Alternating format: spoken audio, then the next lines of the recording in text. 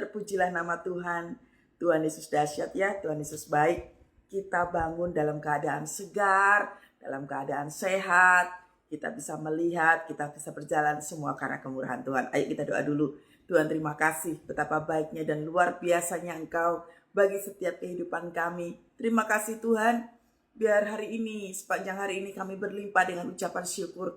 Tuntun kami sepanjang ini dengan berkat Tuhan, pengajaran yang baru yang dapat menuntun kami hari ini. Terima kasih buat kami mengerti, buat kami paham, buat kami menjalankan firman Tuhan, agar hidup kami benar ke depannya ya Tuhan. Berkati setiap kami, berkati hamba-Mu yang akan menyampaikan firman Tuhan. Ada kekuatan baru, ada pemahaman baru, ada kasih Tuhan yang mengalir. Dalam nama Yesus. Haleluya. Amin. Amin. Wow, dahsyat saudara ya. Hari ini kita akan belajar tentang bebas dari hukuman kekal.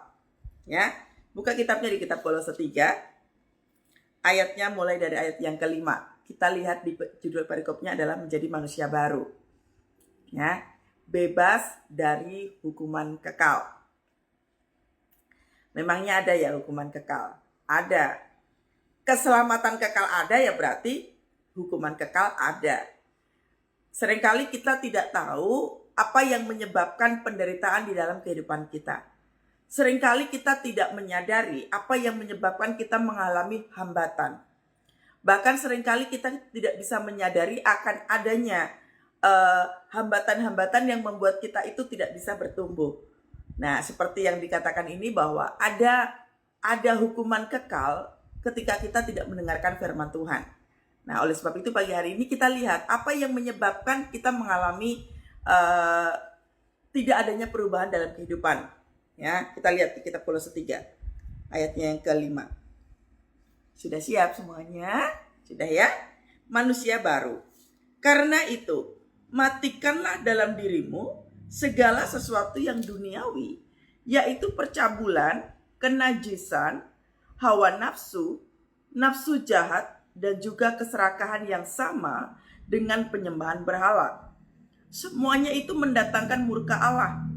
Dahulu kamu juga melakukan hal-hal itu ketika kamu hidup di dalamnya. Tetapi sekarang buanglah semuanya itu, yaitu marah, geram, kejahatan, fitnah, dan kata-kata kotor yang keluar dari mulutmu.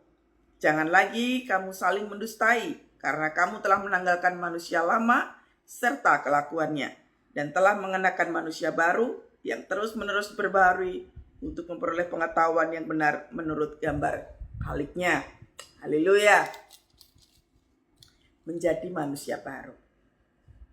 Hari-hari ini saudara ya, seringkali yang saya sampaikan bahwa mengapa begitu banyak orang mengalami kesusahan. Kesusahannya tidak hanya sekedar masalah ekonomi. Keluarga-keluarga juga sedang mengalami kehancuran hari-hari ini. Bisnis, perekonomian begitu ya, mengalami kemunduran, mengalami kehancuran. Seringkali yang saya sampaikan bahwa ini masa penuaian. Nah, mengapa penuaian itu diawali dengan penderitaan? Karena penuaian tanpa penderitaan, tanpa proses, tanpa tekanan, tanpa rasa pahit, tanpa kehilangan, tanpa kehancuran dan semuanya itu, maka penuaian tidak terjadi. Nah, penuaiannya itu bentuknya apa? Penuaiannya itu tuh bukan tentang materinya kembali atau keluarganya kembali, yaitu salah satunya ya. Bukan tentang jabatan kita kembali, bukan hal yang duniawi. Bukan. Tetapi segala sesuatu yang kita itu menjadi baru sesuai dengan gambar dan rupa Tuhan. Nah, selama ini sebelum kita mengenal Tuhan, ingat ya, mengenal Tuhan tidak sama dengan menjadi Kristen. Banyak orang Kristen gak kenal Tuhan. Tapi mengenal Tuhan adalah orang-orang yang mau ketemu sama Tuhan setiap hari. Mengenal siapa Tuhannya. Mengenal karakter Tuhannya itu mengenal. Tapi tidak semua orang Kristen kenal. Makanya dikatakan bahwa hari-hari ini di masa-masa penuaian ini, yang Tuhan rindukan adalah kita kembali kepada kasih Tuhan. Kita kembali kepada cintanya Tuhan. Kita kembali bagaimana rasanya kita menikmati kasih Tuhan. Bagaimana rasanya kita tidak disibukkan dengan kesibukan kita yang selama ini. Bukan itu yang Tuhan mau. Makanya hari-hari ini kalau saya membaca DM yang masuk itu ya, begitu banyak tekanan yang datang. Memang betul ini masa penuaian. Kembalinya kita anak-anak Tuhan itu kepada Tuhan. Agar supaya kita tidak menjadi Kristen yang lama. Kristen yang itu aja tanpa peningkatan. Lebih banyak jatuhnya daripada kebaikan yang dialaminya. Lihat ya. Karena itu matikanlah. Garis bawahi kata matikanlah. Karena itu matikanlah di dalam dirimu segala sesuatu yang duniawi. Di situ dikatakan matikanlah. Ada perintah yang harus kita lakukan, yaitu mematikan hal-hal yang berbau duniawi. Itu tugas kita, bukan orang lain. Oh, saya bisa narkoba gini gara-gara teman saya. Oh, saya kayak begini gara-gara pasangan hidup saya. Oh, saya begini itu ya karena, menuduh orang lain. Tetapi sekarang kita tidak bisa lagi menuduh orang lain. Kita nggak peduli dengan apapun yang orang lain sudah perbuat ataupun masa lalu yang sudah terjadi. Sudah, sekarang lihat diri kita sendiri. Karena untuk menjadi manusia baru, untuk mendapatkan keselamatan kekal itu tadi, itu adalah tugas masing-masing. Gak peduli orang lain perbuat apa. Gak peduli juga keadaan keluarga kita seperti apa. Atau bahkan perekonomianmu seperti apa. Gak peduli. Yang Tuhan nantikan dalam kehidupan kita adalah kita siapkan diri untuk menjadi manusia baru. Sekarang, bukan nanti. Tapi sekarang. Di situ dikatakan matikanlah. Artinya itu adalah tugas kita. Nah, yang dimatikan apa? Kedagingan. Keduniawian. Contohnya seperti apa? Lihat. Percabulan. Ya. Kita tahu hari-hari ini banyak sekali orang-orang melakukan cabul. Saya melihat di TV itu banyak sekali orang-orang, khususnya orang-orang yang sudah berusia begitu ya, melakukan cabul kepada anak-anak sekolah. Sayang sekali orang-orang seperti ini hukumannya ringan. Padahal itu merusak bangsa, merusak anak-anak bangsa. Percabulan. Nah, coba kita koreksi diri. Kita melakukan apa? Kenajisan, hawa nafsu, nafsu jahat, juga keserakahan. Kalau kita terjemahkan satu persatu begini, banyak sekali yang kita perbuat. Oh, saya nggak cabul kok, Bu. Oke, kita lihat dulu. Apakah kita najis? Kenajisan ini bicara tentang apa? Kotor. Pikiran kita, omongan kita, hati kita najis. Kotor. Kalau najis itu berarti harus ada pembersihan gitu ya. Harus ada pembersihan dengan cara. Ada caranya melakukan pembersihan. Itu najis. Najis bibir, najis pikiran, najis hati. Kata-katanya kotor. Coba hari ini agak berat ya. Saat teduh kita hari ini agak berat. Tapi karena ini sifatnya kekal, mari kita sama-sama, termasuk saya yang bicara ini, juga mau bertobat. Agar supaya kita semua mengalami pembebasan dari hukuman kekal. Amin. Kenajisan, hawa nafsu. Oh, saya nggak cabul. Oh, saya nggak najis kok. Oke, sekarang kita lihat. Hawa nafsu. Hawa nafsu yang seperti apa? Saya lihat saudara, banyak sekali orang terikat dengan pinjaman online. Coba kita lihat dulu.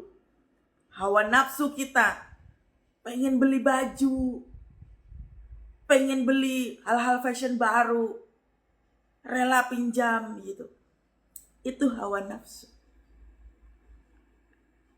Ketika orang menghalalkan berbagai cara supaya menaik posisi jabatan di kantor gitu ya.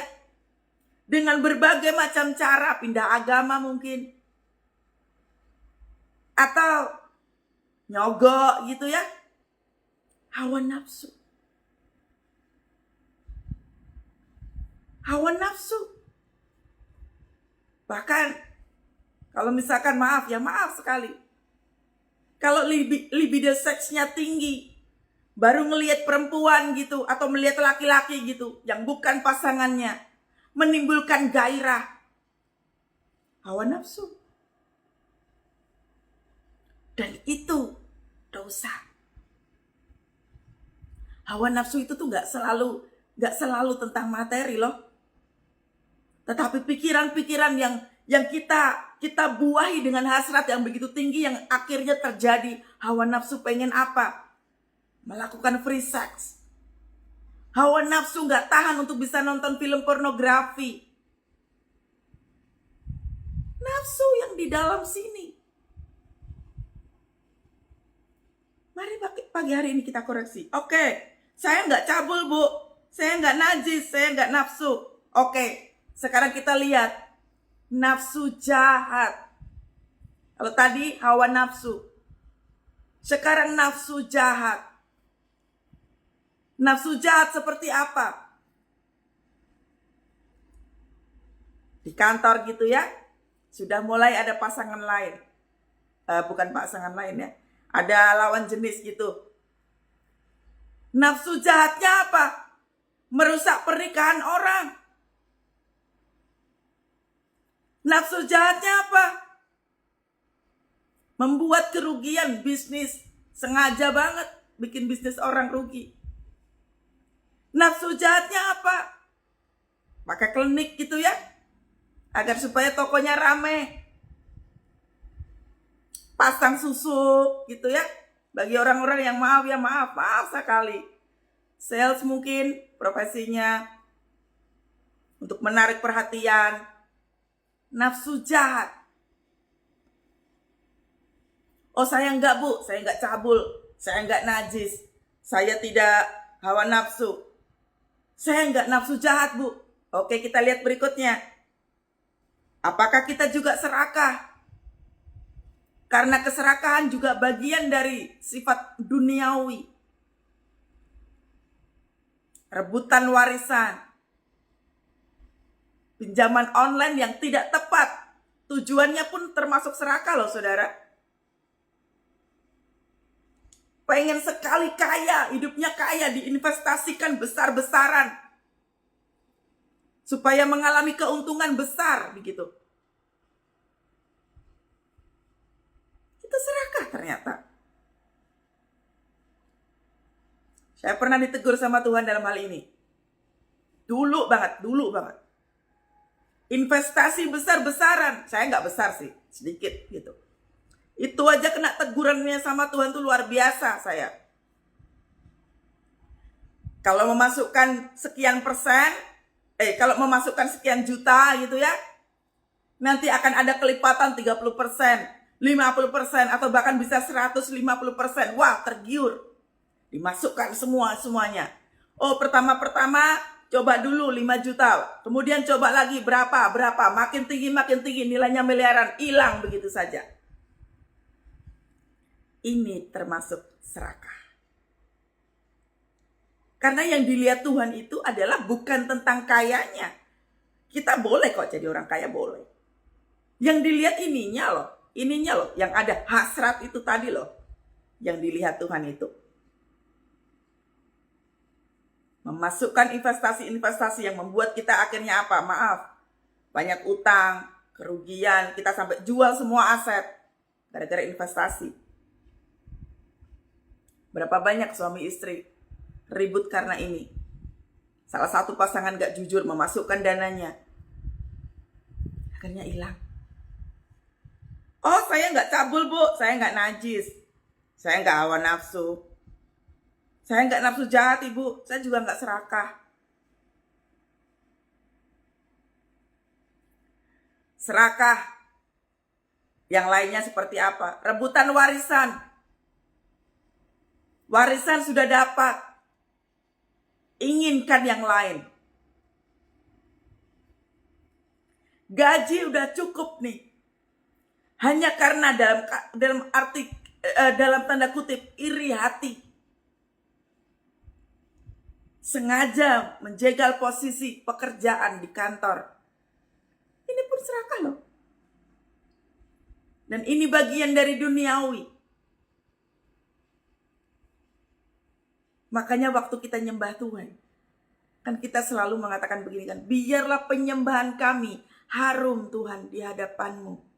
Tetapi kalau melakukan cabul, kalau mulutnya tetap najis, kalau masih tetap dengan hawa nafsunya, kalau masih punya nafsu serakah, kalau masih suka dengan nafsu jahatnya, penyembahan itu pun tidak harum.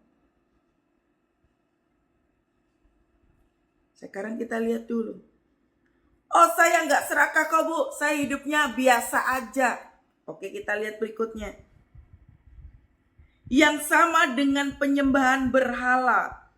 Ternyata semuanya ini, baik percabulan, kenajisan, hawa nafsu, nafsu jahat, dan juga keserakahan yang sama dengan penyembahan berhala.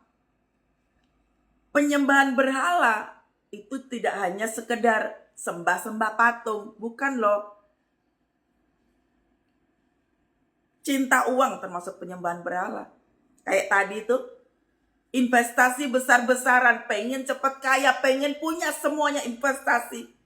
Penyembahan berhala loh.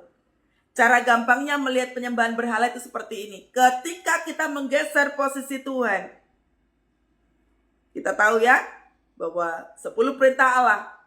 Kasihlah Tuhan Allahmu dengan segenap hatimu, dengan segenap jiwamu, dengan segenap akal budimu. Berarti prioritasnya ada di yang pertama itu adalah mengasihi Tuhan. Ketemu sama Tuhan dulu, nyembah Tuhan dulu, mengutamakan Tuhan dulu. Pokoknya prioritas ada di atas, itu miliknya Tuhan. Tapi kalau posisi Tuhan digeser, contoh. Posisi Tuhannya lagi digeser. Tadi kan saya sudah bilang, kasihilah Tuhan Allahmu dengan segenap hatimu. Yang artinya apa? Kita semua pernah kan jatuh cinta sama pasangan kita gitu ya. Jatuh cinta sama pacar gitu kan. Pernah kan? Sampai semuanya ditinggalin gitu demi ketemu pacar gitu. Kira-kira ya seperti itulah. Apakah kita masih punya kerinduan yang besar kepada Tuhan?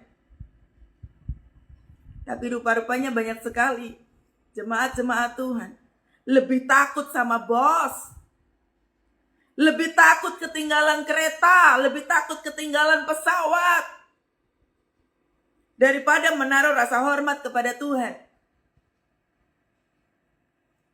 Seringkali kita takut kehilangan pekerjaan daripada kita kehilangan Tuhan. Berapa banyak orang meninggalkan kekristenannya demi apa? Demi menikah.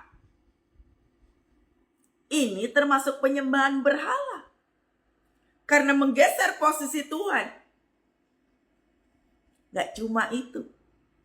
Sebagai seorang pelayan Tuhan, saya contohnya. Ketika saya tidak memulai hubungan dengan Tuhan, saya sibuk dengan pelayanan saya, itu pun penyembahan berhala.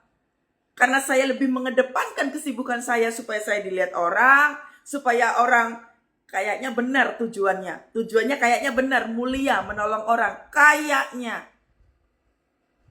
Tapi rasa ingin dikenal, popularitas, ya, demi uang, demi PK mungkin. Intinya segala sesuatu yang menggeser posisi Tuhan, itu termasuk penyembahan berhala. Nyogok dalam pekerjaan. Agar supaya posisi kita, jabatan kita naik. Segala cara dipakai, itu pun termasuk penyembahan berhala. Nah, coba kita koreksi diri, apa saja? Apakah cabul? Apakah najis? Najis bibir, najis hati, najis pikiran. Tadi saya bilang, banyak ngomong, banyak menggosipin orang, banyak menjelekkan orang. Coba kita lihat. Apakah kita punya nafsu jahat? Nafsu serakah? Utang di mana-mana? Demi apa toh? Demi punya ini, punya itu, punya ini, punya itu. Banyak sekali orang kalau misalkan saya tanya, Bu, doakan saya Bu, karena hutang saya banyak. Nanti dulu. Apa yang menyebabkan kamu banyak utang? Kebanyakan gak mau ngaku, saudara. Dan alasannya klise. Buat kebutuhan hidup. Fashion termasuk kebutuhan hidup. Beli tas-tas baru termasuk kebutuhan hidup. Kebutuhan hidup yang seperti apa? Karena standar kekristenan yang Tuhan taruh di dalam firman-Nya adalah cukupkanlah dirimu dengan apa yang ada padamu. Tapi seringkali kita merasa tidak cukup. Handphone harus baru. Harus punya perhiasan. Harus menyamai teman-temannya. Dengan berbagai cara. Biasa kartu kredit. Oh, ini cuma cicilan 0% kok. Serakah, dimulai dari hal-hal yang sederhana, yang kecil ini tadi tuh. Kemudian terikat dengan semuanya itu. Akhirnya gak bisa apa-apa. Ini pun Alkitab mengatakan keserakahan. Dari yang semua yang disebutkan tadi, Tuhan mengatakan semuanya itu mendatangkan murka Allah. Saya ulang. Semuanya itu mendatangkan murka Allah. Bahkan di situ ada kurungnya. Atas orang-orang durhaka. Apakah durhaka? Durhaka adalah orang-orang yang tidak bisa menaruh rasa hormat kepada seseorang yang seharusnya dihormati. Durhaka itu gak harus terhadap orang tua terhadap anak atau anak terhadap orang tua loh. Seringkali kita pun durhaka terhadap Tuhan. Pernikahan yang seharusnya tidak mengalami perceraian harus mengalami perceraian karena apa? Durhaka. Selingkuh gitu ya. Menghalalkan cara. Oh, saya nggak puas dengan pasangan saya di rumah. Menghalalkan cara selingkuh gitu. Berapa banyak hari-hari ini orang tidak bertanggung jawab dengan pernikahannya. Tidak ada mesbah Tuhan. Tidak ada api Tuhan. Sudah dikatakan bahwa ketika keluargamu terjadi sesuatu hal yang begitu berat, nyalakan api Tuhan. Tapi tidak pernah dinyalakan api Tuhannya. Makanya iblis yang masuk. Ini pun bagian dari kedurhakaan. Karena tidak melakukan apa yang Tuhan mau. Ini baru pertama loh saudara. Ini masih banyak sekali daftar dosa-dosa yang harus kita hentikan. Kita lihat di ayat berikutnya. Dahulu kamu juga melakukan hal-hal itu seketika kamu hidup di dalamnya. Ngaku saja saudara. Termasuk saya juga. Saya pun bagian dari ayat yang kelima ini. Mungkin salah satu, mungkin salah dua, atau mungkin semuanya. Coba kita lihat diri kita sendiri. Kita melakukan apa? Alkitab mencoba memberitahukan kepada kita untuk di-screening dulu. Kita melakukan apa? Jangan cepat-cepat marah sama Tuhan. Jangan cepat-cepat minta mujizat sama Tuhan. Lihat dulu kita perbuat apa selama ini. Seringkali kita dengan mudahnya mengatakan, aku sudah bertobat tapi Tuhan tidak tolong. Nanti dulu. Pertobatan macam apa yang kita sudah perbuat? Kalau cuma mengatakan Tuhan ampuni saya, itu bukan pertobatan. Karena setiap pertobatan ada konsekuensi yang harus kita selesaikan. Makanya untuk mujizat pagi hari ini, singkirkan dulu keinginan-keinginan itu. Kita lihat dulu kita seperti apa. Agar supaya kita tidak melakukan sikap durhaka terhadap Tuhan. Agar supaya jangan ada lagi DM masuk yang mengatakan, Tuhan, Bu, saya tuh sudah doa loh Bu. Sudah melakukan banyak hal loh Bu, tapi kok gak terjadi apa-apa. Ini kita lihat dulu. Di kitab Kolose 3 ini. Mari kita screening hidup kita satu persatu. Kita berbuat apa?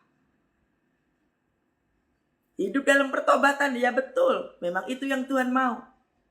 Tapi pertobatan yang macam apa yang akan kita lakukan? Karena pertobatan itu bukan tentang kata-kata Tuhan, ampuni saya, bukan.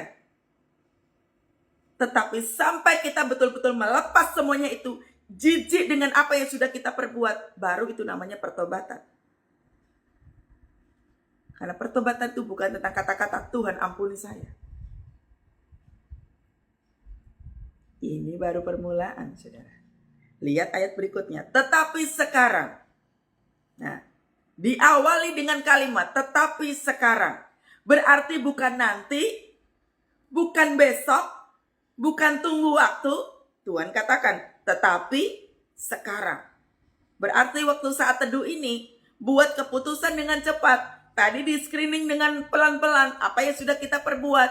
Agar supaya dikatakan begini, tetapi sekarang buanglah semuanya itu. Tadi di ayat yang kelima dikatakan matikanlah. Berarti ada tugas kita untuk mematikan semua yang ada di ayat 5 tadi. Nafsu jahat, hawa nafsu, kenajisan, percabulan, keserakahan, enso. Semuanya itu matikanlah dan itu tugas kita. Jangan lihat ke belakang. Jangan menuding orang lain. Kita yang dikasih tugas mematikan itu. Disuruh Tuhan mematikan. Lalu berikutnya, tetapi sekarang buanglah semuanya itu. Waktunya pagi hari ini kita detox. Bersih-bersih sampah. Bersih-bersih, screening semuanya.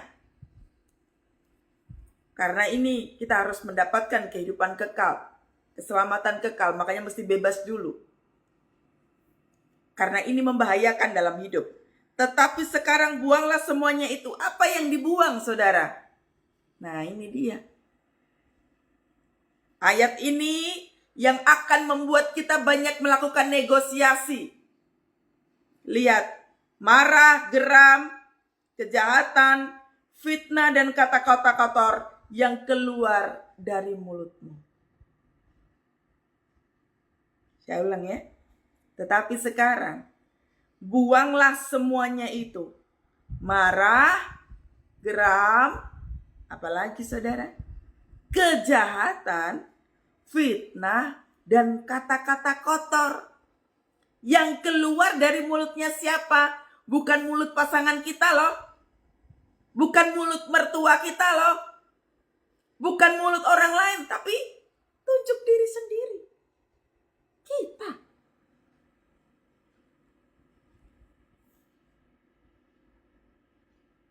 Gak enak bu saat teduh hari ini. Firman Tuhan tidak ada yang enak untuk orang-orang yang tadi disebutkan durhaka. Bu, saya marah karena begini. Orang marah boleh sebenarnya. Tapi kalau bentuknya marah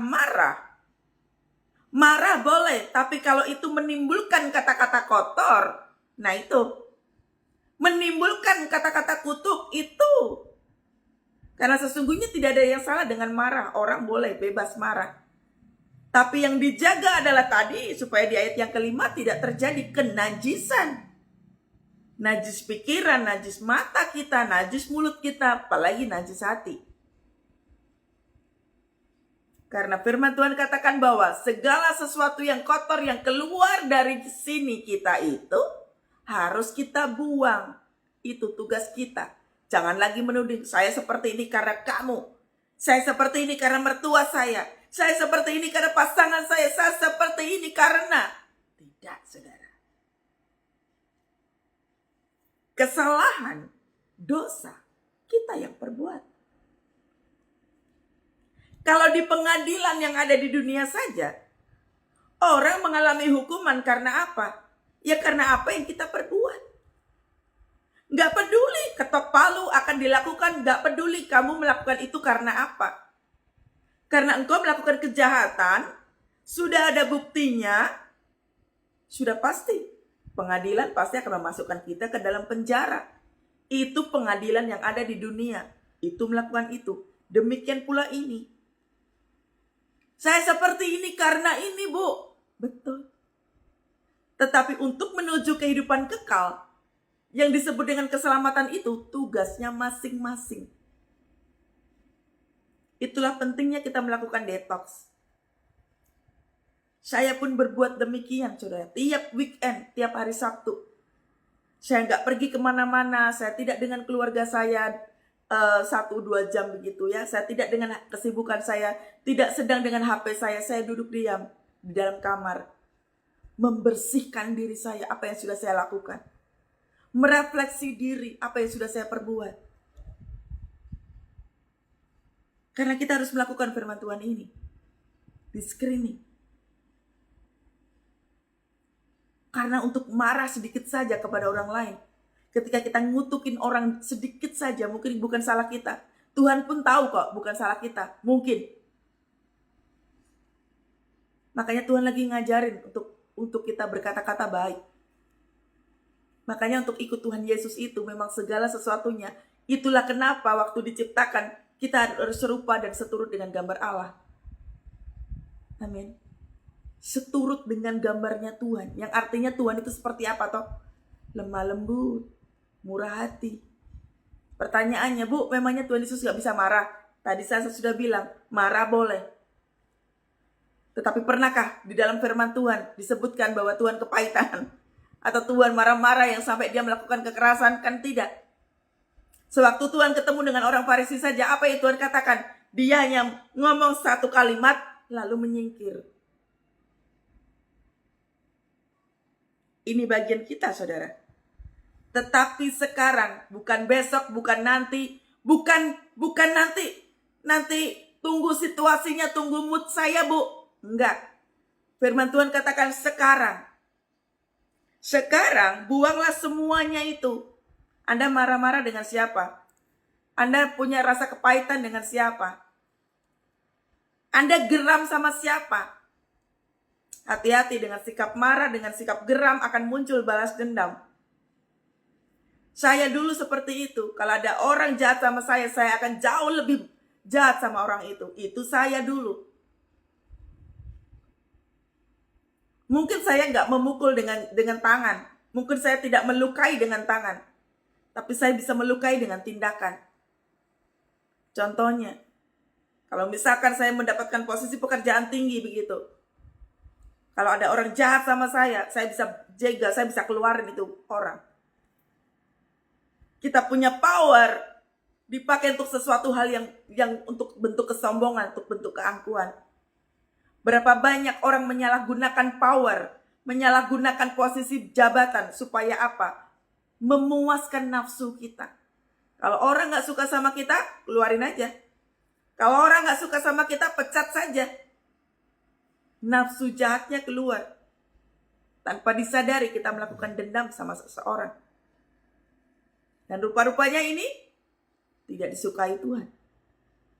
Bukan hanya tidak disukai, tapi menimbulkan kemurkaan bagi Tuhan. Berbahaya bukan, saudara? Jangan lagi, nah ini belum selesai. Ini belum selesai. Di ayat yang kelima banyak banget. Di ayat yang ke-8 sudah disebutkan. Ini masih ada lagi, ayat yang ke-9 dia katakan begini. Jangan lagi kamu saling mendustai. Berapa banyak pasangan tidak jujur dalam hal gaji. Berapa banyak pasangan gak jujur. Bilangnya meeting, padahal lagi pergi sama teman-temannya. Berapa banyak kita gak jujur. Yang karena kita malas untuk pergi bekerja. Alasannya apa? Anak sakit lah. Dirinya lagi sakit lah. Berbohong. Berbohong itu bisa mengikat, saudara. Kebiasaan-kebiasaan berbohong itu bisa mengikat, saudara. Saya punya karyawan. Bohong melulu. Datang terlambat terus-menerus. Alasannya selalu macam-macam. Yang istrinya dibilang sakit lah, anaknya dibilang sakit, harus dibawa kemana. Sampai hafal. Nanti dalam hal yang lain pun banyak sekali bohongnya. Utang di mana-mana untuk berbohong ini, berbohong itu. Karena yang namanya penipuan itu mengikat. Berbohong. Korupsi waktu dalam pekerjaan pun. Jam makan siang yang harusnya jam 2 sudah selesai. Kembali ke kantor jam 2.30 dengan alasan apa? Macet.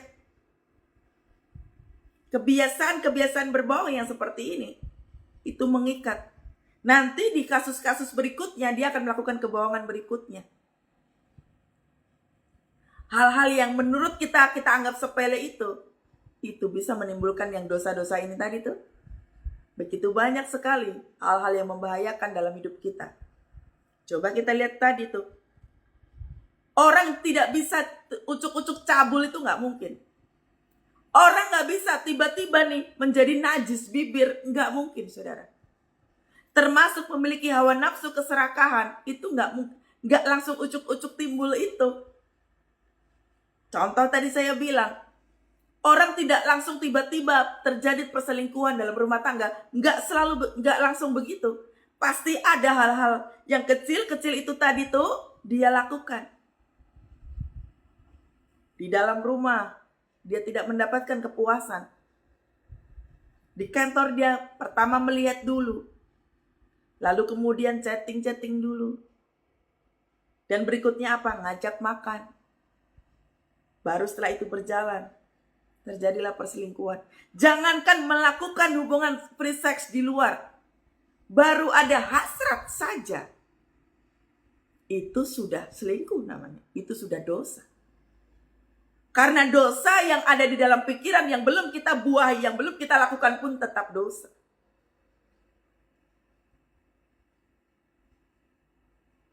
Amin. Jadi segala sesuatu hal itu selalu dimulai dari hal yang kecil-kecil. Iblis tidak akan menyeret kita langsung menjadi pembunuh kalau tidak ada masalah yang kecil-kecil tadi itu.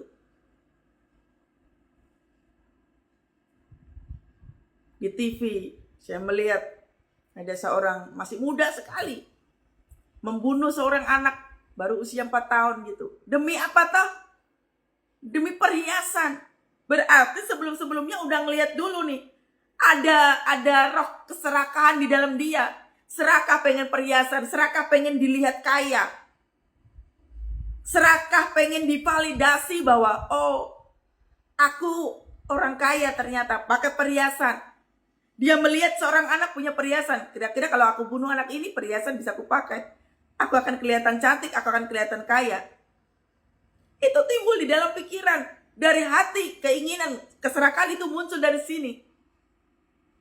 Orang nggak langsung membunuh. Demikian pula kita. Kemarahan, kegeraman, kejahatan, fitnah, kata-kata kotor itu tidak langsung terjadi kalau sebelumnya ada sampah-sampah terlebih dahulu. Makanya pentingnya kita mendetoks diri kita. Dibuang sampah-sampahnya supaya dosa-dosa di ayat yang ke-5, ke-6, ke-7, bahkan yang seterusnya ini di kitab Kolose ini tidak kita lakukan. Makanya pagi hari ini Tuhan ingatkan kepada kita menjadi manusia baru, dilepaskan semua. Cara kita hidup yang lama dibuang. Cara kita berbicara, cara kita berbuat sesuatu dibuang semua-semuanya itu. Ketika segala sesuatunya itu menimbulkan kemurkaan Tuhan. Dan janganlah kamu saling mendustai karena kamu telah menanggalkan manusia lama serta kelakuannya. Ini tadi yang saya bilang. Namanya orang bertobat itu tidak cuma ngomong Tuhan aku bertobat, Tuhan aku kapok. Tapi hanya sekedar mulut. Tapi Alkitab katakan apa? Menanggalkan, namanya menanggalkan kayak baju itu loh, dilepas. Bajunya dilepas, dicantolin. Ditanggalkan, dicantolin, dibuang atau apapun. Dilepas, intinya dilepas. Menanggalkan itu artinya dilepas.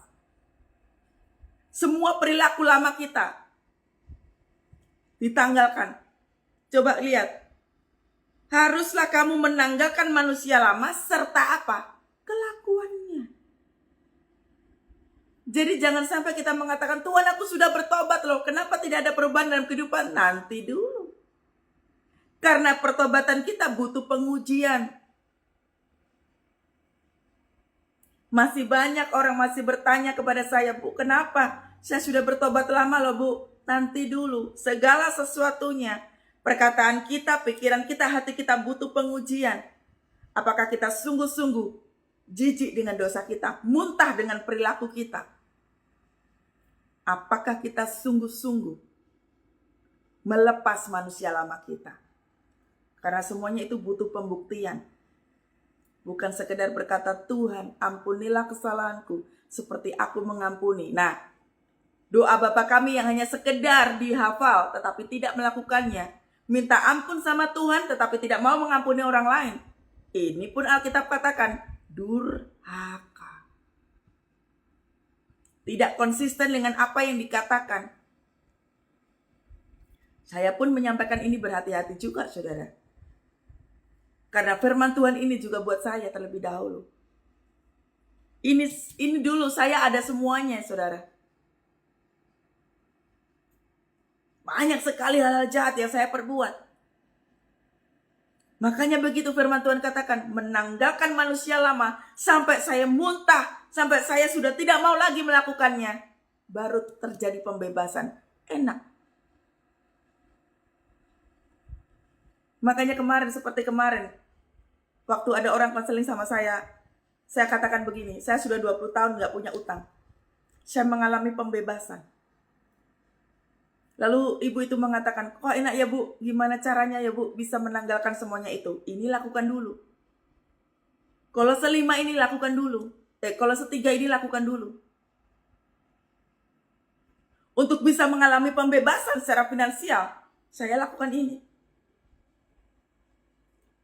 Agar supaya hidup saya baru, saya melakukan ini.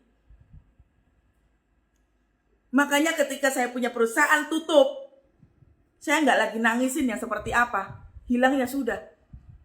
Even itu nilainya miliaran, saya berani mengatakan apa? Ya sudah. Bu, kok gampang sekali?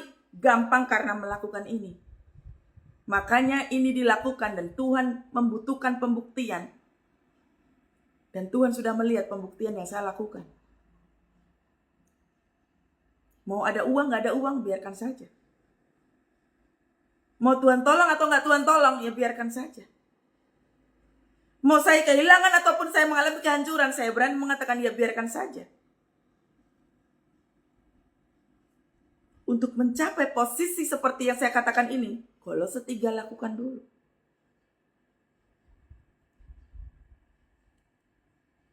Tapi bu, kita kan butuh kehidupan tuh, butuh sesuatu betul. Orang mungkin takut gak kaya. Bu, tapi untuk segala sesuatu itu susah bu. Betul. Tapi lakukan yang ini. Maka kita akan mengerti kok. Isi hati Tuhan itu ngerti. Makanya waktu Tuhan katakan, janganlah kamu khawatir tentang apapun. Untuk tidak khawatir, untuk tidak mencapai, untuk tidak kita punya rasa khawatir, yang Kolose 3 lakukan. Mengapa banyak orang mengalami kelemahan tubuh? Takut akan masa depan, belum terjadi apa-apa udah ketakutan. Lihat Kolose 3 ini. Takut miskin, takut gak punya duit, takut kehilangan jabatan. Kolose 3 perhatikan. Penyembahan berhala.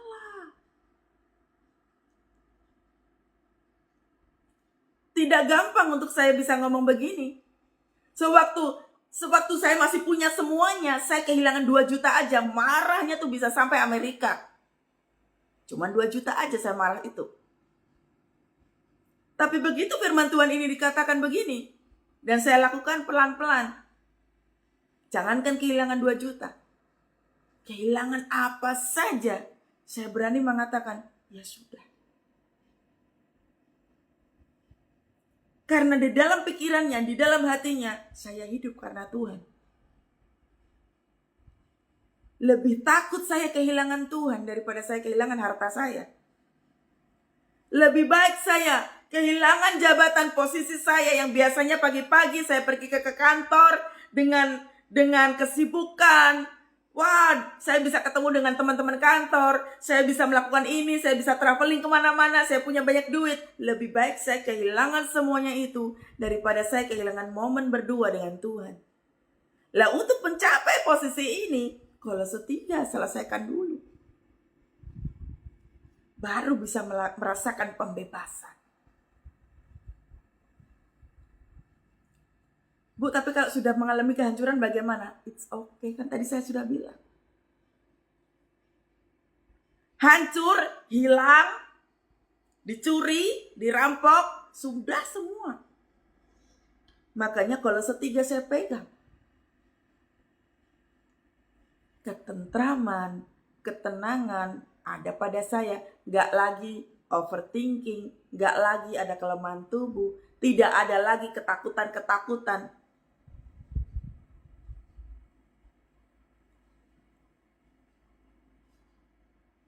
Perusahaan yang sebesar itu ditutup. Cuman mengatakan, ya sudah Tuhan, aku tutup. Itu butuh yang namanya ini, Kolose 3, kedagingan dihancurkan dulu. Karena di sini tadi perintahnya apa? Matikanlah. Namanya matikanlah itu tidak boleh bertumbuh lagi keinginan-keinginan untuk, ya tadi itu. Kalau Anda mengatakan, ya jelaslah Bu, Ibu kan hamba Tuhan. Ini berlaku bukan untuk hamba Tuhan loh. Memangnya ini ada. Di sini dikatakan, karena itu matikanlah dirimu dengan segala sesuatu yang duniawi, khusus untuk yang jadi hamba Tuhan saja. Adakah di sini tulisannya begitu? Enggak, saudara.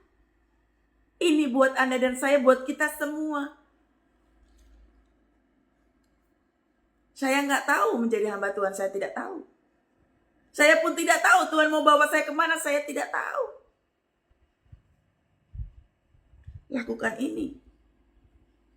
Makanya overthinking tidak terjadi, kelemahan tubuh tidak terjadi. Mental saya perlahan-lahan sehat. Amin. Lompat ke ayat yang ke-13. Sabarlah kamu seorang terhadap yang lain, dan ampunilah seorang yang lain. Apabila yang seorang menaruh dendam terhadap yang lain, sama seperti Tuhan telah mengampuni kamu, kamu perbuat juga demikian. Ini lihat. Kita tidak bisa cuma mengatakan Tuhan ampuni dosa saya, tapi kita tidak mau mengampuni dosa orang lain. Banyak orang lebih memilih sakit kanker daripada mengampuni kesalahan orang. Banyak orang lebih baik lumpuh kakinya daripada mengampuni kesalahan orang. Karena gengsi tadi tuh, gengsi mengampuni, gengsi memberkati orang, lebih memilih apa? Penderitaan. Banyak orang tidak mengampuni, banyak orang mengalami penderitaan karena apa? Tidak mau mengampuni. Bu, saya itu kan begini karena begini bla bla bla bla bla. Jangan melihat orang lain lagi. Kolose 3 ini ngomong tentang diri kita. Kalaupun Anda divonis kanker, Anda divonis dengan penyakit-penyakit berat, lihat dulu diri kita melakukan apa. Makanya kenapa waktu doa, wah lu sudah doa loh Bu, sudah melakukan pujian penyembahan Bu, sudah melakukan baca firman Tuhan tiap hari. Ntar dulu, 13 ayat 13 ini dilakukan atau tidak? Apakah kita sudah sabar dengan orang lain? Apakah kita sudah mengampuni yang sungguh-sungguh mengampuni?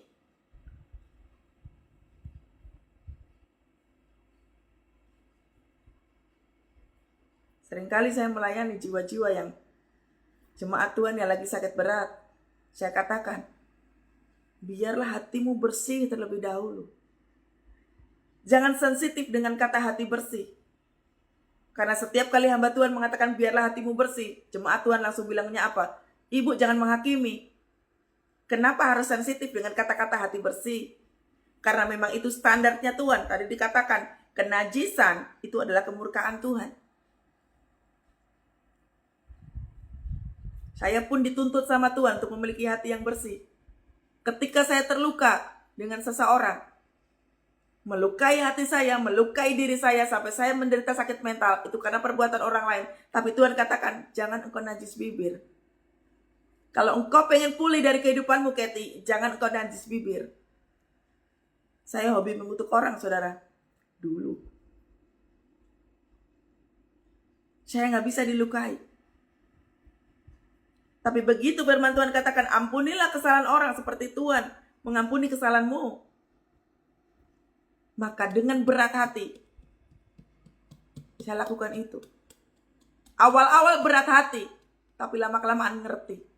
Oh, ternyata ini maksud Tuhan. Makanya mengampuni kesalahan orang itu harus disengaja. Karena selalu ada dampaknya. Ini firman Tuhan, saudara. Tuhan itu ngerti kok. Dampaknya waktu kita tidak baca firman Tuhan, tuntunannya nggak jelas. Makanya kalau misalkan ada orang mengatakan bahwa ibu ngomong gampang ya, mengampuni, kok nggak tahu bagaimana rasanya. Orang-orang yang ngomong seperti itu berarti nggak pernah baca firman Tuhan. Atau mungkin baca firman Tuhan tapi tidak direnungkan, bahkan tidak dilakukan. Karena firman Tuhan ketika kita tidak melakukannya selalu ada konsekuensi. Makanya dikatakan di sini apa? Orang-orang durhaka. Makanya berbahayanya waktu kita menjadi orang-orang yang durhaka. Salah satunya adalah tidak melakukan firman Tuhan ini. Karena durhaka itu pengertian lainnya adalah membangkang, memberontak, menolak didikan.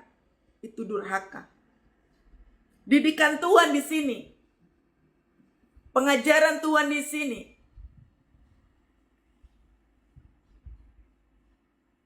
Untuk bisa memiliki kehidupan yang baru, kita melakukan kitab Kolose ini.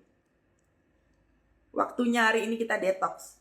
Apa yang sudah kita lakukan. Anda punya daftar orang-orang yang belum bisa diampuni. Lakukan ini. Aduh Bu, gak gampang Ibu. Betul, memang gak gampang. Makanya lebih susah kan masuk dalam kerajaan Allah. Susah kan masuk ke surga. Kenapa? Ya karena kita tuh harus kudus. Tidak bercacat celah. Pujilah aku Tuhan, cobalah aku Tuhan. Banyak orang takut nyanyi lagu ini. Ada teman saya ngomong, jangan nyanyi lagu itu Kathy, nanti diuji beneran sama Tuhan. Kalau kamu takut dengan pengujian kehidupan, kamu gak akan pernah bisa naik kelas. Kamu tidak bisa mengukur kondisi keimananmu sampai di mana. Kalau kita tidak mau diuji sama Tuhan, kita tidak akan pernah bisa melihat, tidak bisa mengukur kualitas kesetiaan kita kepada Tuhan.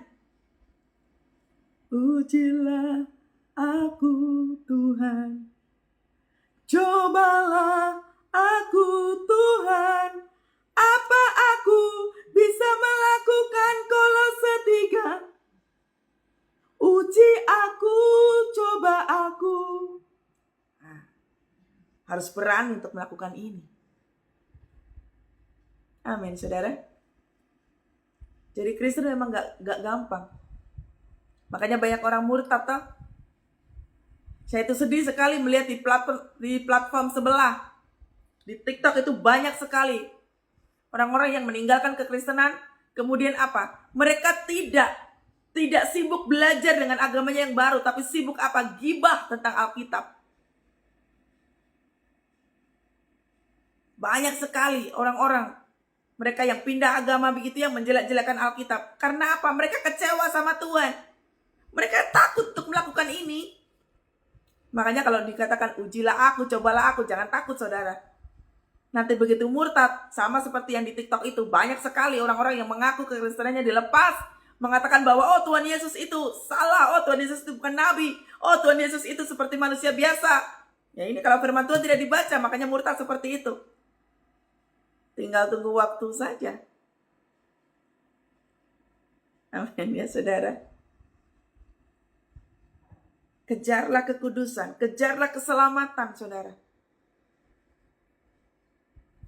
Bagi teman-teman saya yang kenal saya, mungkin ada yang ikut live itu yang kenal saya, mereka tahu siapa saya.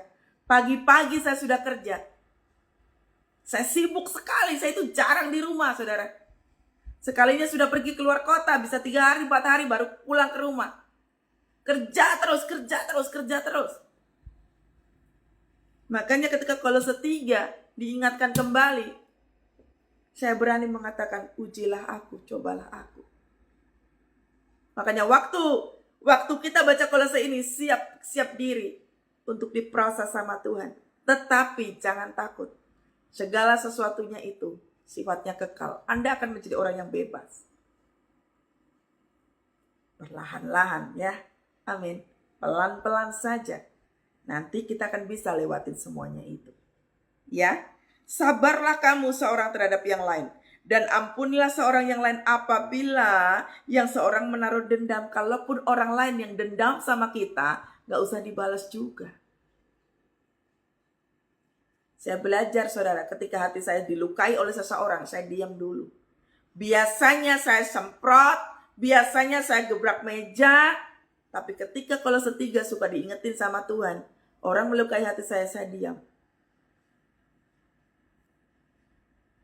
Termasuk dalam pelayanan pun, ketika saya ketemu dengan teman-teman, yang paling gesekan besar itu adalah orang-orang yang terdekat sama kita. Mau di rumah, mau di pelayanan, mau di mana saja, orang-orang yang terdekat sama kita akan menggesek kita lebih kuat. Dan itu pengujian. Karena untuk mencapai keunityan, iblis itu kan gak suka unity. Makanya kenapa pasangan suka digesek? Karena iblisnya gak suka keunityan. Kalau kita tidak berhati-hati dengan semuanya itu, hancur sudah. Ya, kalau ada orang menaruh dendam sama kita, biarkan saja. Bu, tapi kan kita itu sudah mengampuni, tapi orang itu tidak mau, biarkan saja. Kan nilai rapot itu kan kita punya. Rapot kita punya, tak? Kita yang mengerjakan semuanya itu, tes kehidupan kita yang mengerjakan. Biarkan rapot yang itu bagus pilih kita. Orang lain bodoh amat, mau dendam, mau tetap marah, mau terus melukai, mau perilakunya orang lain seperti apa, biarkan saja. Yang terpenting itu kita. Amin. Kalaupun kau ditinggalkan pasanganmu dan kau hatimu yang tadinya terluka, biarkan saja. Bereskan dirimu dulu. Jangan sampai luka di dalam dirimu, kepahitan di dalam dirimu merusak seluruh kehidupanmu. Karena segala kepahitan, kegeraman, sakit hati, luka dan lain sebagainya itu bisa melukai diri sendiri termasuk orang lain. Berapa banyak korban, anak-anak menjadi korban orang tuanya ketika orang tuanya terluka. Mental orang tua gak disembuhin dulu, anak jadi korban. Makanya kita jadi orang tua, bereskan dulu diri kita seperti apa. Lihat dulu apa yang kita perbuat. Dan di atas semuanya itu. Nah, di atas semuanya berarti di atas yang mana ini? Ya tadi tuh dari ayat yang kelima tadi. Mau nafsu, mau cabul, mau najis, mau serakah, mau marah, geram, jahat, suka berbohong, apalagi gak bisa mengampuni. Semuanya itu Kolose mengatakan, kenakanlah kasih. Kenakanlah kasih itu dibaca dengan apa? Hubungan dengan Tuhan diperbaiki. Sewaktu kita tidak bisa melakukan di ayat yang kelima tadi tuh, ayat kelima, 6, 7 dan lain sebagainya. Ketika kita tidak melakukan ini, berarti hubungan dengan Tuhannya rusak. Sudah titik. Gak ada lagi negosiasi. Pertanda bahwa hubungan dengan Tuhan sudah rusak. Karena jelas banget dikatakan bahwa dan semuanya di atas semuanya itu kenakanlah kasih sebagai pengikat yang mempersatukan dan yang menyempurnakan. Jadi sewaktu kita melakukan dosa seperti di Kolose ini tadi tuh, berarti kita tidak punya kasih. Berani melakukan kenajisan berarti kita gak punya kasih Tuhan. Berani berbohong berarti kita tidak punya kasih Tuhan. Berani untuk berbuat serakah, hutang di mana-mana demi fashion, demi validasi, demi nama baik, demi terkenal. Ternyata tidak pakai kasih Tuhan. Berarti hubungan dengan Tuhan rusak sudah. Sepertinya saat teduh. Sepertinya melakukan pelayanan. Sepertinya memberikan persembahan gereja gede-gedean. Tapi sayangnya tidak memakai kasih Tuhan.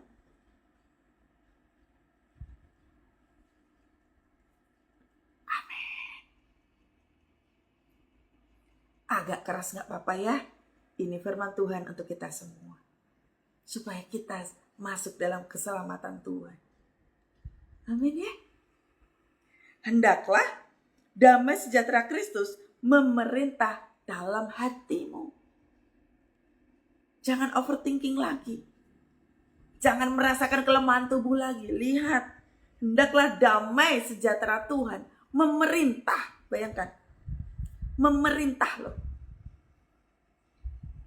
Jadi kalau kita sudah mulai nih gak bisa mengampuni orang dengan hati yang terluka tadi tuh, rasa-rasanya pengen marah sama orang misalkan, biarlah damai sejahtera Tuhan itu yang memerintahkan hati, omongan kita, pikiran kita. Memerintah. Ya. Hendaklah damai sejahtera Kristus memerintah dalam hatimu. Karena untuk itulah kamu telah dipanggil menjadi satu tubuh. Dan, ini katakan, dan bersyukurlah. Jadi kalau hari-hari ini, Anda dan saya lagi diproses Tuhan, digencet abis-abisan. Udah rasanya ngap banget, gak bisa bernapas. Udah gak tahu lagi harus seperti apa. Firman Tuhan katakan, bersyukurlah. Karena ada tujuan di dalamnya, yaitu apa? Dipanggil menjadi satu tubuh. Tubuhnya siapa? Kristus. Menjadi satu tubuh dengan Kristus. Makanya waktu kita diproses sama Tuhan hari ini, kalaupun engkau hilang, kalaupun segala sesuatunya hancur dan berantakan, and so semuanya itu, Alkitab mengatakan hari ini, bersyukurlah. Karena penuaian tanpa proses tidak bisa. Bagaimana seorang petani bisa menuai kalau nggak tanam? Mau panen apa kalau nggak menanam? Kita sedang menanam hari-hari ini. Menanam kebaikan, menanam doa, menanam pertobatan. Agar supaya kita menuai apa? Kebajikan, kemurahan selalu mengikutiku. Ku puji, ku sembah kau Tuhan. Jadi yang kau pikir sudah hancur berantakan itu, yang kau pikir gak bisa lagi dibangun, yang kau pikir itu semuanya itu akan hilang berantakan, Tuhan bisa mengembalikan itu. Tapi yang terlebih utama adalah ini, Kolose 3, bereskan dulu.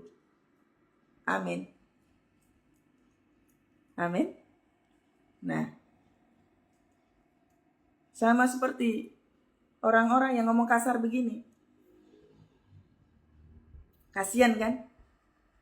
Ketika firman Tuhan menjadi orang durhaka, dia berani ngomong begitu. Kita berdoa ya untuk orang ini. Siapa namanya? Rinisboro. Kita doa dulu ya. Tuhan, kami melepaskan berkat untuk kami tidak tahu bernama Rinisboro ini. Yang dia melepaskan kata anjing. Kami tahu ya Tuhan, hatinya terluka.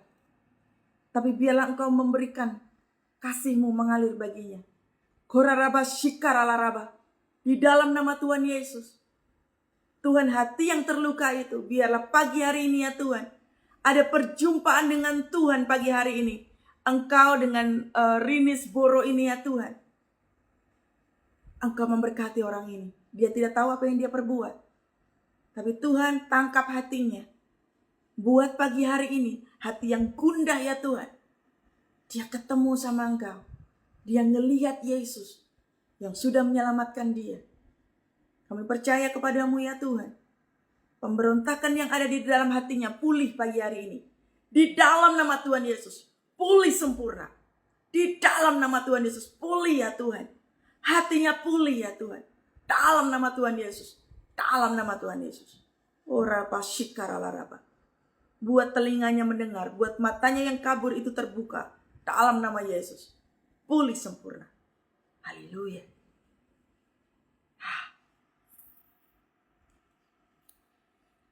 Seperti ini ya saudara. Responnya biarkan Roh Kudus yang bekerja. Resiko ketika firman Tuhan dilepaskan. Orang-orang yang durhaka tadi tuh ketika tidak suka firman Tuhan, maka dia akan mengeluarkan perkataan-perkataan kasar. Itu tadi barusan juga dikasih tahu. Tadi tuh di TikTok banyak sekali orang menghujat Tuhan Yesus. Karena apa? Durhaka. Tidak melakukan firman Tuhan. Jadi nanti kalau baru aja firman Tuhan dilakukan, kita harus praktek. Jadi begitu ya Bapak Ibu ya. Kalau kita melihat orang-orang yang menolak firman, entah itu pasangan hidup, atau mungkin salah satu di keluarga kita doanya kayak tadi ya. lepaskan berkat, biarkan Tuhan mengobati lukanya. Orang-orang yang menghujat firman Tuhan itu adalah orang-orang yang terluka. Berkati saja, berkati. Ya, berkati. Kita gak hilang damai sejahtera. Percayalah bahwa orang itu pasti ditangkap sama Tuhan. Bukan untuk dihukum. Dia akan kembali menjadi seorang bungsu yang pulang ke rumah bapaknya. Dia akan diperbaiki sendiri oleh bapaknya. Katakan amin, saudara ya. Jadi nanti kalau ketemu dengan orang-orang yang seperti ini, lakukan seperti tadi. Doakan, doakan. Amin. Ayat yang terakhir, saudara. Hendaklah perkataan Kristus diam dengan segala kekayaannya. Wow. Perkataan Kristus, saudara. Ketika perkataan Kristus diam di dalam hati kita, respon kita pasti benar. Sewaktu orang melukai hatimu, langsung doa. Tuhan ampuni. Ampuni orang ini Tuhan. Ampuni, ampuni. Nah, perkataan Kristus diam di dalam diri kita. Amin ya. Hendaklah perkataan Kristus diam dengan segala kekayaannya di antara kamu, sehingga kamu dengan segala hikmat mengajar dan menegur seorang akan yang lain sambil menyanyikan mazmur dan puji-pujian dan nyanyian rohani. Kamu mengucap syukur kepada Allah di dalam hatimu. Katakan haleluya. Saudara, ketika perkataan Yesus ada di dalam kita, kita nggak hilang damai sejahtera, saudara. Kita tidak akan hilang damai sejahtera. Justru kita akan semakin on fire di dalam Tuhan. Amin. Ya, justru kita semakin on fire di dalam Tuhan. Waktu kita on fire, begini, seperti ini. Nah, siap-siap pengujian. Makanya tadi saya katakan, siap-siap pengujian. Amin. Siap-siap pengujian. It's okay. Pengujian menimbulkan kesetiaan. Menjadi orang tenang itu enak, saudara. Menjadi orang tenang itu enak sekali. Ya. Kemudian yang terakhir, saudara. Dan segala sesuatu yang kamu lakukan dengan perkataan atau perbuatan, lakukanlah semuanya itu dalam nama Tuhan Yesus, sambil mengucap syukur oleh Dia kepada Allah, kepada Bapa kita semua. Haleluya. Haleluya. Yuk kita doa sama-sama. Korabaya shikaralabalarabalaraba. Oh ya la wala wala wala wala rabaya shikaralaraba.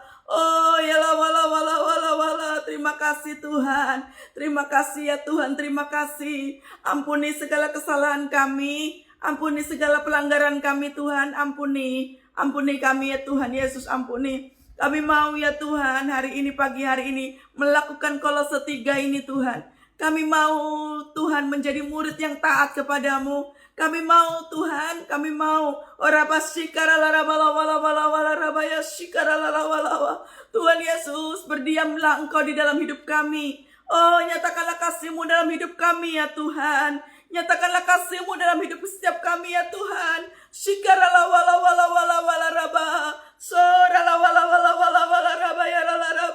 So here I bow to lift you high, Jesus, be glorified in all things. For all my life I am yours, forever yours. Come on, God.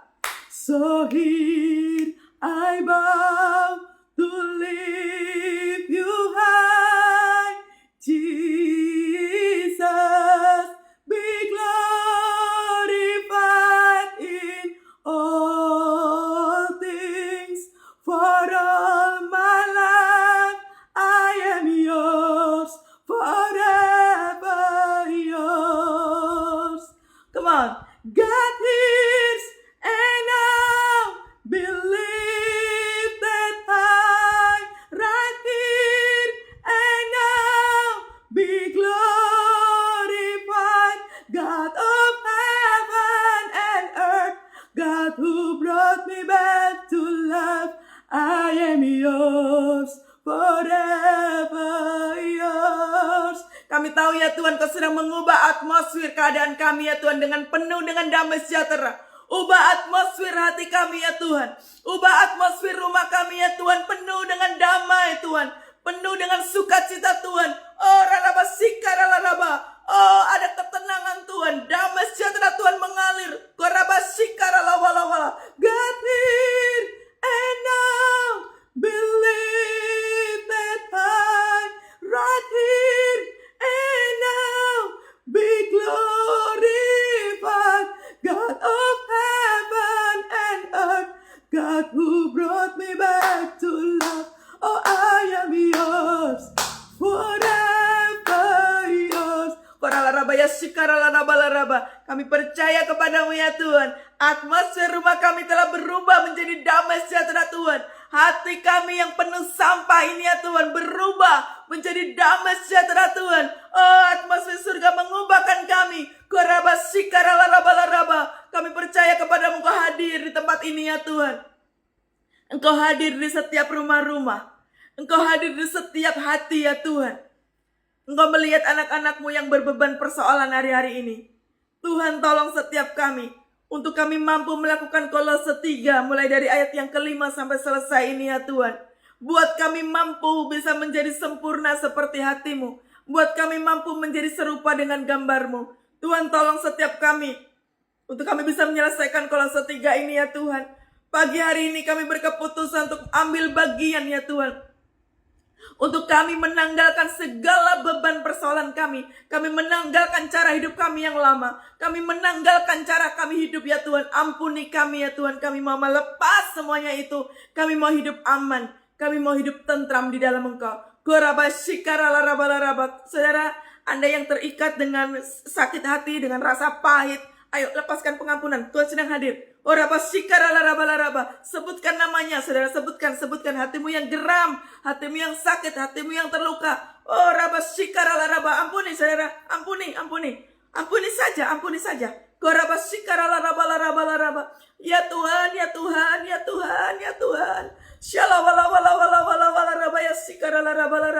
Banyak sekali hati yang terluka. Ayo lepaskan pengampunan saudara. Lepaskan pengampunan. Rilis. Oh yes Tuhan. Biarkan kami mengalami pembebasan pagi hari ini. Biar pagi hari ini kami mengalami kelepasan ya Tuhan. Bebaskan hati kami dari rasa pahit. Bebaskan hati kami ya Tuhan. Kami mau mengampuni orang-orang yang melukai hati kami, yang sudah menghancurkan hidup kami. Oh lepaskan pengampunan. Ya Tuhan, kami mau ya Tuhan. God here and now, believe that I right here and now be glorified.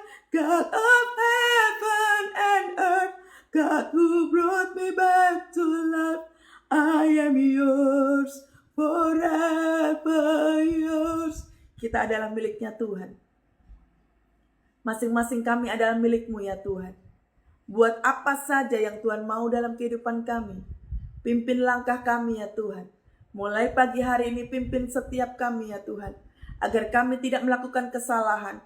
Agar kami tidak melukai hati Tuhan. Kami tidak melukai hidup kami. Kami tidak melukai orang lain. Pimpin setiap kami ya Tuhan. Di dalam nama Tuhan Yesus. Di dalam nama Tuhan Yesus. Kami mau merdeka dari pahit. Kami mau merdeka dari dosa. Kami mau merdeka ya Tuhan pagi hari ini. Kami mau merdeka ya Tuhan. Kami mau merdeka ya Tuhan. Pagi hari ini bergeraklah ya Roh Kudus. Kami mau merdeka ya Tuhan. Yes Tuhan. Saya melihat saudara ada begitu banyak jiwa-jiwa sedang dilepaskan pagi hari ini. Oh terus saudara lepaskan pengampunan. Segala yang pahit, segala yang geram, segala kemarahan dihancurkan, dipatahkan di dalam nama Tuhan Yesus. Tuhan telah melepaskan damai sejahtera di hati kita semua. Terima kasih Tuhan. Terima kasih ya Tuhan. Terima kasih Engkau baik. Ayo ucap syukur sama Tuhan. Terima kasih Yesus. Terima kasih Tuhan. Kau mengampuni dosa kami dan kami mengampuni kesalahan orang. Terima kasih Tuhan. Kami mau melepaskan ikatan-ikatan dosa. Dari segala dosa percabulan, kenajisan, hawa nafsu, rasa serakah, penyembahan berhala, kata-kata kotor, kemarahan. Oh, kata-kata mengutuk. Oh, ampuni segala kesalahan kami ya Tuhan. Oh, yes Tuhan, kami mau buang sampah pagi hari ini. Di saat teduh ini, buang sampah kami ya Tuhan. Kami mau membuang segala sampah di hati kami. Kami mau membuang sampah di pikiran kami. Kami mau membuang sampah yang pernah keluar dari mulut kami. Kami mau buang sampah keluar. Dalam nama Tuhan Yesus. Dalam nama Tuhan Yesus. Kami buang sampah kehidupan kami yang gak berkenan kepadamu ya Tuhan. Terpujilah nama Tuhan. Terpujilah nama Yesus. Ya Tuhan, ya Tuhan, ya Tuhan. Ya Tuhan, ya Tuhan, ya Tuhan. Terima kasih Bapa, terima kasih. Terima kasih, terima kasih. God here and now be lifted high. Right here and now be glorified. God of heaven and earth, God who brought me back to life, I am yours, forever yours. Wow, terima kasih Tuhan. Terima kasih ya Tuhan. Buat kami muntah dengan segala dosa kami. Buat kami muntah ya Tuhan dengan perilaku perkataan kami ya Tuhan. Terima kasih ya Tuhan, kami membuang segalanya. Baik kami yang pernah mengeluarkan kutuk maupun kami yang dikutukin orang. Kami lepaskan, kami muntahkan pagi hari ini. Kami lepaskan segala hal yang bukan berasal daripada Tuhan. Kami kebaskan keluar, kebaskan saudara. Kami kebaskan keluar saudara. Yang bukan berasal daripada Tuhan. Segala hal yang pernah dilepaskan orang atas hidup kami. Ataupun kami yang sudah pernah dilakukan oleh orang lain. Kami kebaskan keluar ya Tuhan. Bersihkan kami ya Tuhan. Kuduskan kami kembali. Yes Tuhan, kami menjadi manusia baru. Kami dilepaskan Tuhan. Terpujilah nama Tuhan. Terpujilah nama Tuhan. Haleluya. Haleluya. Katakan haleluya. Katakan haleluya. Katakan haleluya. Tuhan Yesus dahsyat. Amin. Ayo sekarang angkat tanganmu sama-sama. Terimalah berkat daripada Allah, Bapa, Putra, dan Roh Kudus. Menyertai kita semua pagi hari ini. Urapi kami ya Tuhan. Urapi hati kami. Urapi perkataan kami. Urapi pikiran kami. Agar supaya sepanjang hari ini kami melakukan persis seperti apa yang Tuhan mau. Tuntun setiap kami ya Tuhan. Bebaskan kami ya Roh Kudus. Sepanjang hari ini kami akan penuh dengan urapan Tuhan. Kami akan penuh dengan tuntunan Tuhan. Terima kasih Bapak, terima kasih. Kami sudah dibebaskan pagi hari ini. Kami sudah dipulihkan pagi hari ini. Kami merdeka pagi hari ini ya Tuhan. Terima kasih Tuhan. Ada kemenangan di dalam hidup kami. Ada sorak-sorai di dalam jiwa kami. Kami menang di dalam Tuhan. Kami bersorak-sorai oleh karena perbuatan Tuhan yang dahsyat. Berkat yang baru turun bagi setiap kami. Mulai pagi hari ini sampai selama-lamanya. Apa yang kami kerjakan, apa yang kami sedang usahakan Tuhan buat menjadi berhasil. Perkenanan Tuhan ada pada kedua tangan kami. Yang kami perbuat hari ini dibuat Tuhan menjadi berhasil. Penuh dengan kegelimangan Tuhan. Terima kasih Bapak, terima kasih. Berkat-Mu turun menyertai kita semua. Di dalam nama Tuhan Yesus. Di dalam nama Tuhan Yesus. Mari semua yang percaya katakan sama-sama. Amin. Tuhan Yesus dahsyat. Tuhan Yesus dahsyat. Amin. Selamat beraktivitas Bapak Ibu semuanya. Ya. Bersukacita ya. Bersukacita saja. Aku diberkati. Anda diberkati. Karena Allah sanggup untuk menyediakan. Aku diberkati. Anda diberkati. Atas semua anugerah Tuhan bagiku. Sampai ketemu besok ya. God bless semuanya.